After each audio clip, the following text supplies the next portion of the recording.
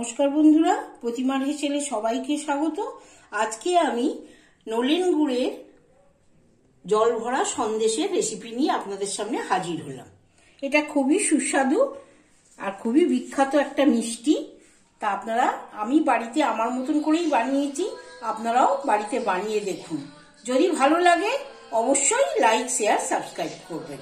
তাহলে চলুন রেসিপিটি দেখে নিই।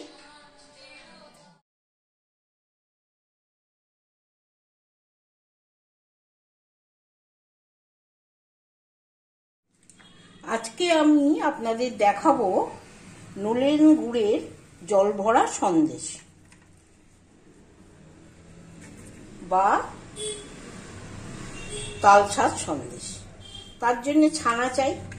ছানাটা আমি 1.5 কিলো দুধের নিয়েছি। এখানে 150 গ্রাম ছানা আছে। ছানাটাকে ভালো করে মেখে নেব।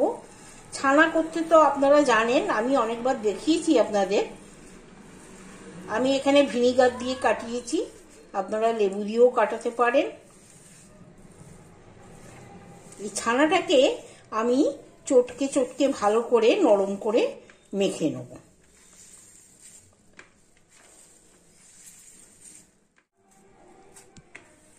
এই দেখুন, আমি এইভাবে সব ছানাটাকে মেখে নিয়েছি নরম করে। 6 মিনিট লাগলো আমার মাখতে। সব ছানাটা আমার মাখা হয়ে গেছে। এবার আমি একটা প্যান নিয়েছি, ওভেন জ্বালাইনি এখনো, প্যান নিয়েছি। প্যানে এই ছানাটাকে আমি দিয়ে দিলাম।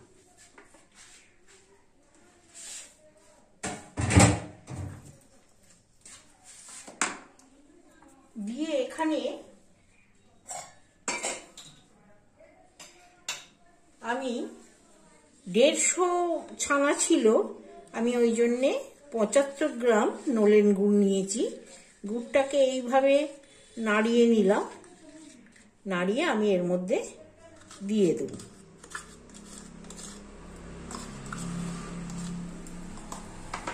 দিয়ে এবার সবটাকে আমি ভালো করে আগে মিশিয়ে নেব। এখনো কিন্তু আমি ওভেন জ্বালাইনি, আগে মিশিয়ে নেব। সব মিশিয়ে নিয়েছি, দেখুন কতখানি পাতলা হয়ে গেছে। এবার আমি ওভেনটাকে জ্বালিয়ে আমি এটাকে ক্রমাগত নেড়ে আমি এটাকে পাক দেব। মানে নাড়ানো বন্ধ করা যাবে না, মিডিয়াম ফ্লেমে নাড়তে হবে। এ দেখুন অনেকখানি আমার পাক হয়ে গেছে, আর একটু হবে। যখন প্যান থেকে উঠে আসবে তখন বন্ধ করে দেব। এই দেখুন আমার হয়ে গেছে, কড়া থেকে উঠে আসছে প্যান থেকে। আমি খুব বেশি শক্ত করব না, কেননা এটা যত ঠান্ডা হবে তত শক্ত হয়ে যাবে। আমি এই পর্যায়ে নামিয়ে নেব। ওভেনটা বন্ধ করে দিলাম আর এটাকে একটা প্লেটে ঢেলে নিলাম।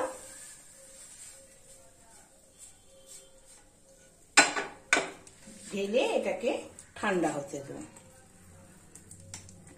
যত ঠান্ডা হবে তত শক্ত হয়ে যাবে। ঠান্ডা হোক, আমি ফিরে আসছি। দেখুন ঠান্ডা হয়ে গেছে। কত পাতলা ছিল, যত শুকোবে তত শক্ত হয়ে উঠবে।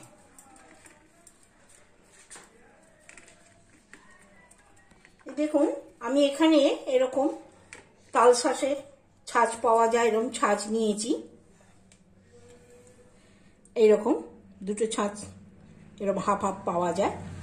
নিয়ে আমি এর মধ্যে একটু ভালো করে ঘি ব্রাশ করে নেব। দুটোর মধ্যেই ভালো করে ঘি ব্রাশ করে নেব।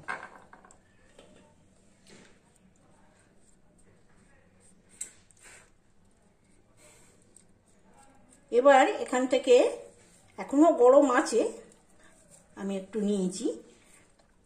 প্রথমে দোকানে যেমন কিনতে পাওয়া যায়, দুটো কিশমিশ এখানে দিয়ে দেবেন। দিয়ে এইটা বসাবো।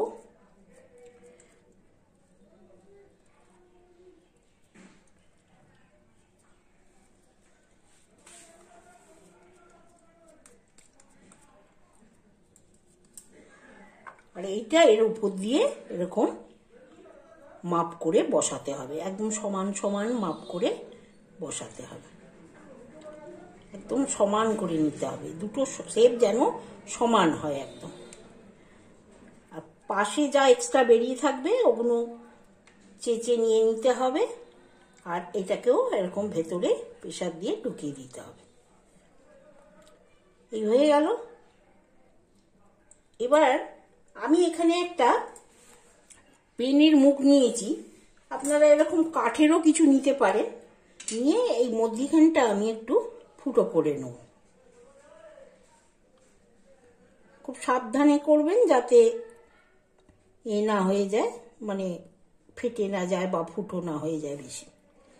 গড়িয়ে গড়িয়ে এরকম করে নিতে হবে। নিয়ে এইবার এখানে আমি এই নলেন গুড়ের এটা দিয়ে দেবো।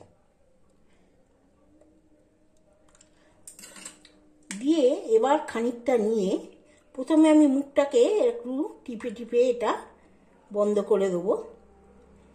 দিয়ে খানিকটা নিয়ে এরকম করে আমি বসিয়ে দেবো উপর থেকে।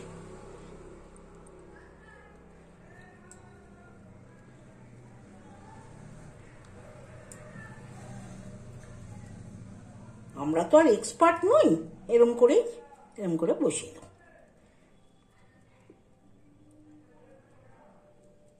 দিয়ে এবার আস্তে করে এটাকে খুলব। খুব নরম আছে সন্দেশটা।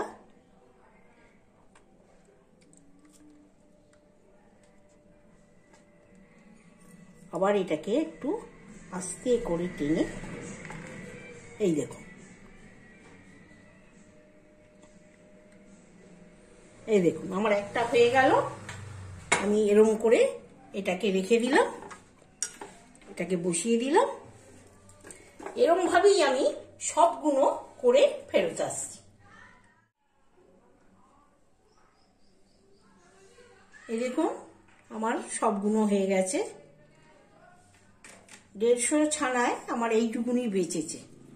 যাদের কাছে ছাঁচ নেই তারা এরকম গোল করেও ভেতরে একটু এ দিয়ে একটু, যেটা ছোট হয়ে গেছে নেই আর বলে, এর মধ্যে এরকম করে একটুখানি দিয়ে এরকম এ করে বল করে এর মধ্যে এটা বন্ধ করে দিয়ে গোল করে আপনারা খেতে পারেন। এটা ছোট ছিল বলে আপনাদের দেখালাম। এরকম করেও খেতে পারেন যাদের কাছে ছাঁচ নেই। তো আমার তৈরি হয়ে গেছে, আমি হাত ধুয়ে আপনাদের পরিবেশন করে দেখাচ্ছি। তৈরি হয়ে গেল নলেন গুড়ের জল ভরা সন্দেশ বা তালসাদ সন্দেশ। এটা আমি বাড়িতে বানিয়েছি আমার নিজের মতো করে, আপনারাও বাড়িতে বানান। ভালো লাগলে আপনাদের মতামত অবশ্য আমার কমেন্ট বক্সে আপনারা জানাবেন। আজ এই পর্যন্তই। ভালো খান, সুস্থ থাকুন। আবার ফিরে আসবো নতুন কোনো রেসিপি নিয়ে।